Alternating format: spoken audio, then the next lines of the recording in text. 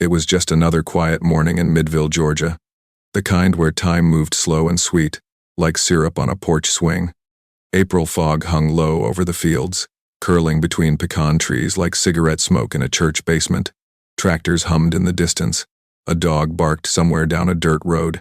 And in the sleepy stretch between sunrise and breakfast rush, 21-year-old Alyssa Monroe clocked out from her overnight shift at Dotty's diner.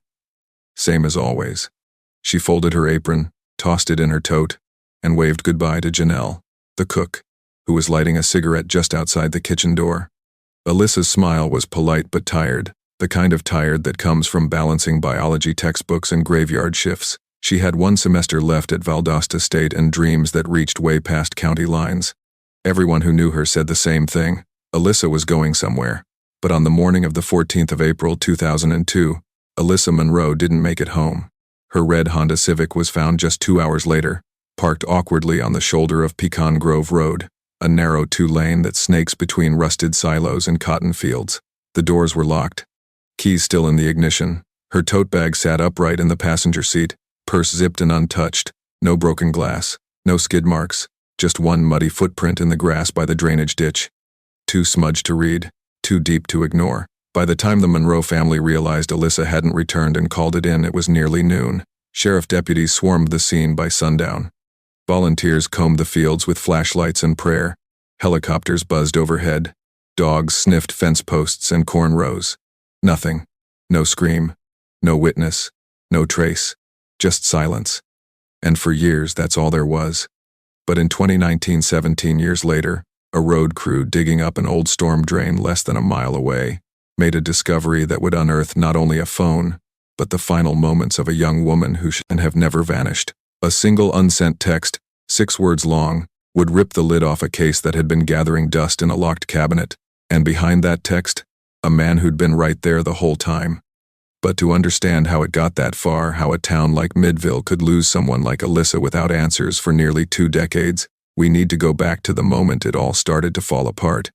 The 13th of April 2002, the night before Alyssa disappeared, was uneventful. Janelle, the cook at Dotty's, later told police it was slow as molasses.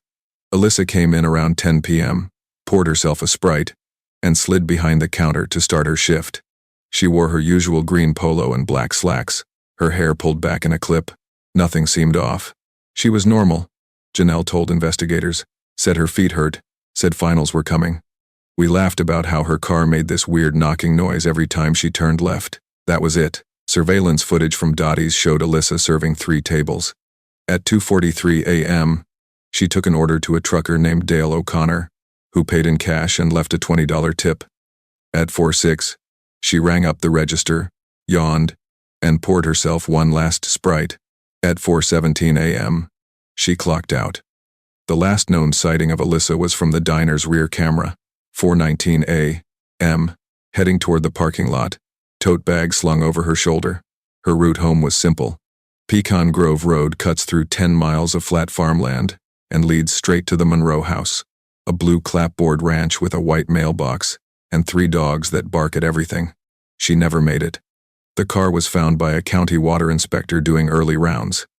He noticed the vehicle because it was partially angled into the ditch, hazard lights off, no flat tire, no signs of collision, doors all locked. The driver's seat was empty, so was the road. Inside the vehicle, officers found no blood, no hair, no torn clothing. The tote bag still held her apron and work shoes. Her purse was zipped shut with ID, cards, and exactly $28. Her flip phone, however, was missing. Back then, phones didn't have GPS, no cloud backups, just text messages stored in fragile memory and numbers scribbled into contact lists. If someone took her, they'd likely toss it or worse. Police launched what they called a massive coordinated search. Deputies, canine seconds, helicopters, and even ATVs. They grid searched 18 square miles over the course of 10 days. The only thing they found? That muddy footprint. Size 10, men's, work boot. In the early days, suspicion swirled like Georgia pollen. Ex-boyfriends were questioned. Co-workers too. Janelle was grilled for nearly 3 hours. Dale, the trucker, was tracked to a rest stop in Savannah. He had a rock-solid alibi. later confirmed by time-stamped fuel receipts and surveillance footage from 2 separate gas stations. The Monroe family offered a $25,000 reward. Flyers blanketed every window and telephone pole from Tifton to Macon. News crews showed up. Crime Stoppers aired the case statewide. But for every tip, there were 2 dead ends. Then, on day 19, a break or so they thought, a call came in about a suspicious man seen near a barn on the old Duncan property off County Route 6, less than 2 miles from where Alyssa's car was found.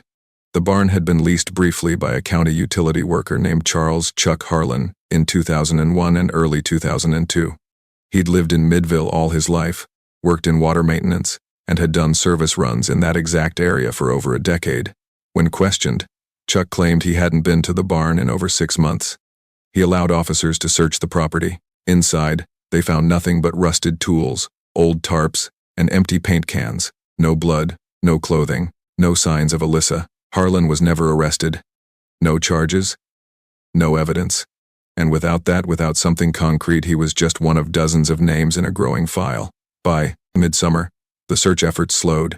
The reward money went unclaimed, and Midville did what small towns often do in the face of unsolved tragedy. It folded the pain into silence. But her parents never stopped asking questions. They kept the porch light on for 5 straight years. Elaine Monroe, Alyssa's mother, refused to box up her daughter's room. The scent of cucumber lotion still clung to the bedsheets. Her alarm clock stayed set for 6:30 a.m., as if she might come home and need it. Her toothbrush, a pale pink one with worn bristles, remained in its cup by the sink. Every few months, Elaine washed it anyway, just in case. Her father, Don, didn't talk much. Not to reporters, not to police, not even to his church group. He just sat on the porch in the evenings, sometimes until dawn, with a shotgun across his lap and a quiet that made even the dogs lie low. And for a while, there was hope. A year passed. Then 2. Every time remains were found within a 100-mile radius, they braced. Every Jane Doe in Georgia, no matter the condition, got a Monroe DNA comparison. But Alyssa never turned up. In 2005, Elaine was hospitalized for stress-induced cardiac arrhythmia. A doctor later said, she wasn't dying of anything we could treat, she was dying of waiting. By 2006, the tips dried up. By 2007, the reward fund was depleted. And by the time the case officially went inactive in early 2009, even the sheriff's office had moved on. A new sheriff was elected that fall. He promised fresh eyes on cold cases, but Midville had more pressing concerns. An opioid surge, a plant closure, a rise in burglaries. Alyssa's file, 3 inches thick and crammed with handwritten notes and aging photographs, was placed in storage under the reference 02FEM 414A. 17 years passed. In April 2019, the Monroe family didn't plan a vigil for the anniversary. Elaine had developed arthritis and couldn't sit out on the porch anymore. Don's eyesight was nearly gone. Their youngest son, Evan, who was 12 when Alyssa vanished, had moved to Atlanta with his wife. They didn't talk about it anymore. Not really. Not because they forgot, but because remembering still hurts like it happened yesterday. That same month, just 5 days after the unspoken anniversary, a 2-man county road crew was repairing an old drainage system near Pecan Grove Road, the same narrow stretch where Alyssa's car had been found. It was routine work. A backhoe is clearing runoff channels. New grates are being installed. Nothing more than mud, mosquitoes, and broken beer bottles. Until a rusted, palm-sized object clattered down into the bucket. It was a silver flip phone, LG model, early 2000s, battery dead, screen cracked, almost entirely caked in rust and clay. One of the workers, a man named Luis Medina, pocketed it as a curiosity. He said later, "I thought it was junk. Something was tossed from a window back in the day. I only realized it might mean something when I saw the initials scratched into the back. A.M. He turned it over to the county office. Within 48 hours, it reached the Midville Sheriff's Department. And someone, maybe out of boredom, maybe fate, decided to plug it into an old charger. The phone powered on. The data recovery took 3 days. Most of it was corrupted. No photos. The contact list was blank. No call history. But there was one draft message still intact. It had never been sent. It read, "He's following me again. No punctuation, no name. Just those 6 words. And the timestamp? 4:36 a.m. The 14th of April 2002. 17 minutes after Alyssa clocked out of Dotty's. That changed everything. Investigators immediately cross-referenced the phone's last known location, using triangulation data from the nearest towers, not GPS, but rough cell pings from 2002 logs still stored by the provider. The signal placed the phone's final transmission within a 1.2-mile radius, almost exactly between Dotty's diner and the old Duncan property. The same barn was previously searched. The same barn was once rented by Chuck Harlan. Chuck Harlan had moved 2 towns over in 2005 after what neighbors called an ugly divorce and too much heat. He'd retired early from the utility department, citing back issues. Lived alone in a trailer outside of Perryville. No criminal record, no contact with the Monroe family. But here's what got the attention of authorities. During the initial 2002 interviews, Harlan never mentioned owning a cell phone. Back then, not everyone had one, and he insisted he never messed with them. But a 2001 utility invoice found during the renewed investigation listed a work contact number, matching the partial SIM code of the recovered LG phone. The implication? The phone likely belonged to him, yet it had been found in a storm drain, damaged, tossed, abandoned, and somehow, Alyssa had drafted a text on it. Theories raced through the department. Maybe he dropped the phone and she found it. Maybe he lent it to her, knowing she couldn't call out. Maybe she grabbed it during a struggle. But the location of the drain and the direction of her car pointed to something worse. She had the phone with her when she tried to flee. In May 2019, under a sealed warrant, authorities searched the Duncan property again. This time they had new tools: cadaver dogs, GPR, ground-penetrating radar, and a forensics team specializing in cold cases. What they found wasn't visible to the eye. It was buried inside the barn wall behind a loose panel, 8 feet off the ground, concealed beneath a layer of old plywood and insulation. It was a belt, leather, cracked, curled with age, but still intact. And on the inner strap, they found dried biological material enough to test. The DNA match came back within 3 weeks. Alyssa Monroe. Chuck Harlan was arrested on the 2nd of June 2019, without incident. He was 64 years old, wearing a camouflage vest, feeding a stray cat behind his trailer when officers arrived. He didn't ask why they were there. He just said, "Took you long enough." The booking was quiet, no resistance, no protest, just a single sentence muttered under his breath as he was fingerprinted. "I warned her not to run." At first, it wasn't clear whether Harlan was confessing, taunting, or simply rambling. He didn't ask for a lawyer, didn't request a phone call. When detectives asked why Alyssa's DNA was on a belt hidden in a wall of a property he once rented, he just stared at them and said, "Things don't always happen how you think." But behind that vague line was a deeply unsettling history. During the original 2002 investigation, Harlan had slipped under the radar. He wasn't a registered offender. He'd passed a background check when he was hired by the county utilities department. He had no prior arrests. He was described by coworkers as quiet, awkward, kept to himself. What hadn't come out back then because it wasn't part of the case file was an internal complaint filed against him in 2001 by a female coworker, who claimed he followed her to her car after shifts and once tried to open her locked driver's side door. She had reported it to HR. They issued a verbal warning. No police report was filed. And guess where she'd worked? County Water, the same field unit that operated out of Midville. Same hours, same routes, the same drainage areas Alyssa would have driven past. The trial date was set for January 2020, but the case faced immediate complications. Nearly all the physical evidence was aged or degraded. The belt, despite containing Alyssa's DNA, wasn't tied directly to Harlan through forensics. His fingerprints weren't on it. The recovered flip phone couldn't definitively be proven to belong to him. And the text itself? It was a draft. Never sent. Never confirmed. His defense attorney leaned hard into that gap. There is no witness, no confession, no direct evidence placing my client at the scene of a crime that, to this day, has no confirmed location, no cause of death, and no body. But prosecutors had a strategy. They called it the narrative of proximity. They built a timeline, minute by minute, from the moment Alyssa left Dotty's diner to the moment her car was discovered. They showed how every realistic path she could have taken passed within 500 feet of the barn Harlan had access to. They cross-referenced his county work logs from the previous 6 months. He'd signed off on maintenance reports, some forged, some missing entirely, that placed him in that area repeatedly. And then they played a voice message. It came from an anonymous tip line, left in 2004, and was never followed up on until 2019, when the phone was re-examined. A woman's voice, unsteady. "I think you should look into Chuck Harlan. He always watched Alyssa when she worked night shifts. Said things that weren't right. Please, just check." The tip had been logged, but never traced, and in the years that followed, no one followed up with the source. But now, with the trial underway, that call took center stage. A surprise witness came on day 4. Her name was Brittany Lanes.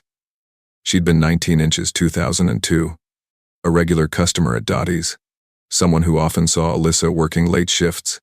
She came forward voluntarily after seeing Harlan's mugshot on the local news. She testified that she once saw Harlan sitting in the diner parking lot for over an hour after it closed, just sitting in his truck with the headlights off.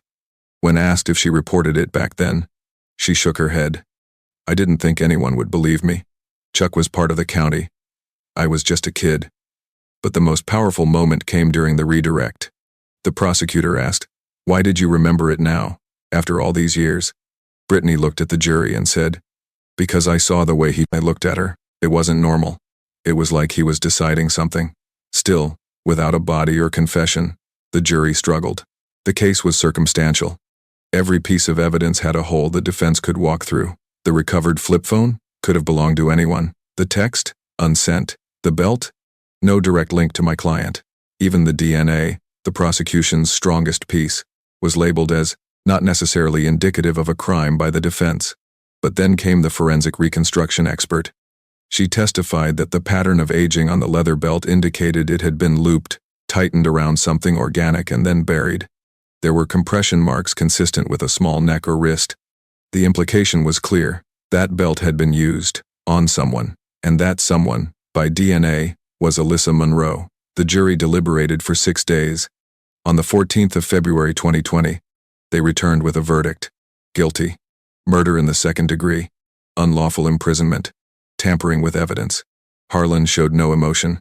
He simply nodded once and said she wasn't supposed to fight. He was sentenced to life in prison without the possibility of parole. But even with a conviction, one question haunted the Monroe family. Where was she? Where had he taken her? Where was Alyssa now? The barn had been torn apart during the 2nd investigation. No remains were found. The surrounding fields were scanned for months. Drones, ground radar, thermal imaging. Nothing. It wasn't until a routine waterline check in September 2027, months after the trial, that they got their answer. A worker discovered an unmarked grave beneath a cracked slab of concrete behind the barn. Inside were the partial skeletal remains of a young woman, buried shallow, wrapped in tarp. Next to her, a silver necklace with a tiny H-arm. Dental records confirmed it. Alyssa had been just 1.1 miles from where her car was found. For 18 years, she had been right in there. Beneath a cracked piece of concrete, hidden behind a barn most people forgot existed, Alyssa Monroe had waited in silence. Through storms, heat waves, cotton harvests, county fairs, and 17 Midville winters, while her mother kept her room exactly as she left it, while her father sat guard on that porch every night, while her brother grew up without a sister. She had never left. Investigators believed Harlan buried her in the early morning hours, less than 2 hours after abducting her. The tarp she was wrapped in had come from the utility shed behind the barn, traced to county-issued inventory. The cement slab was poured later that week, sloppy, unfinished. Just enough to keep animals out and questions down, and no one thought to look. Not after the first search turned up nothing. Not after Harlan played quietly and cooperatively. Not after the case went cold. The remains showed signs of trauma. A hairline fracture to the jaw, 2 broken ribs. But the official cause of death was listed as undetermined. Elaine didn't need the details. All she wanted was to bring her daughter home. Alyssa Monroe was laid to rest on the 3rd of October 2020, nearly 2 decades after she vanished. The funeral was small.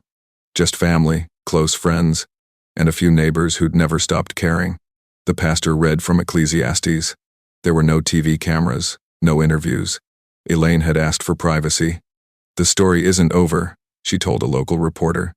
"But we're finally writing the ending ourselves." The headstone read simply, Alyssa Jane Monroe, 1981-2002. She was loved. But the story didn't fade. Because after the case was closed, after the trial, the conviction, the burial, something strange started happening. The sheriff's office began receiving calls, not about Alyssa, but about others. Other girls, other nights, other close calls. One woman claimed she'd been followed in 2001 while walking home from a gas station near County Route 6. She remembered the truck, the driver's beard, the way he pulled up slowly and just stared. Another woman, anonymous, said she used to work the early shift at Dotty's too. Claimed Chuck Harlan left her notes on her windshield. Said she quit because of it. Most of these reports were too old to verify. No dates, no photos, no physical proof. But the pattern was consistent. Always after dark. Always young women working alone. Always in the same 3-mile radius. And when investigators combed through the original case files again, they found something they hadn't pieced together before. Harlan had always worked the same shifts as Alyssa. Every time she worked overnight, he had a scheduled waterline maintenance in the same grid zone between 2 a.m. and 6 a.m., always within proximity, always with a reason to be out there. Why did he choose Alyssa? That question lingered. Prosecutors speculated he'd watched her for months, that he may have approached her once before, maybe even followed her home. Her unsent message, "He's following me again," suggested prior encounters. But if so, she never told anyone. Not her family, not her co-workers. Why? Fear? Embarrassment? Or maybe it just didn't seem serious at the time. But when that text sat unsent in her draft folder, it spoke volumes. She knew something was wrong. She felt the danger. And in those last moments when she pulled to the shoulder of Pecan Grove Road, alone in the dark, fog curling through the fields, she tried to warn someone. But the signal dropped, and the message never sent. 1 year after the case closed, the Monroe family started a scholarship in Alyssa's name. It was small, just $1,000 a year for a Midville student attending college. Preference given to women pursuing criminal justice or forensic science. Elaine said, "I want her name to be part of someone else's future." The community came together. The local Rotary Club hosted a fundraiser. Dotty's Diner painted a small mural of Alyssa near the register, with the words, "Always watching over us." And every April 14th, they still light a candle on the counter and leave a Sprite. As for Charles Harlan, he remains at Central State Prison in Georgia. He doesn't speak to the media, doesn't answer letters. During a psychological evaluation in 2021, he refused to participate. The only statement he's made since sentencing came during a parole review board hearing automatically scheduled, despite his life sentence. He declined to attend. Instead, a typed letter was submitted. One line stood out. She was curious. That's what got her hurt. No remorse, no apology. Just that. She was curious. 5 syllables that stuck like splinters in the skin. The kind of sentence you can't read without clenching your jaw. Elaine Monroe said she read it once and burned the copy. Said the devil always leaves his fingerprints in the details. That line was his. But even with Harlan locked away, the damage he caused never really stopped echoing. The town of Midville changed. Dotty's Diner shortened their hours. The back parking lot where Alyssa last walked was repaved and lined with new lights, motion sensors, a camera facing every corner. The barn where Alyssa's body was found, it was condemned, then quietly burned down by the county fire department, for safety reasons. Some say it should have been kept up, turned into a memorial, but no one wanted it. No one wanted to remember how close it had always been. By early 2022, the scholarship fund had tripled. Former students of Alyssa's alma mater began writing letters to the Monroe family, telling them how her story kept them vigilant, careful, aware. One letter, from a criminal justice major named Lacey Rivera, said, "I was followed after a late shift once. I remembered Alyssa. I got in my car, locked the doors, and called 911. I think that saved my life." Elaine kept that letter on her fridge, not because it erased what happened, but because it proved something good could still grow from that terrible soil. But just when the Monroe family had started to reclaim some peace, some fragile rhythm in the wake of tragedy, another unexpected turn came from the most unlikely place, the flip phone.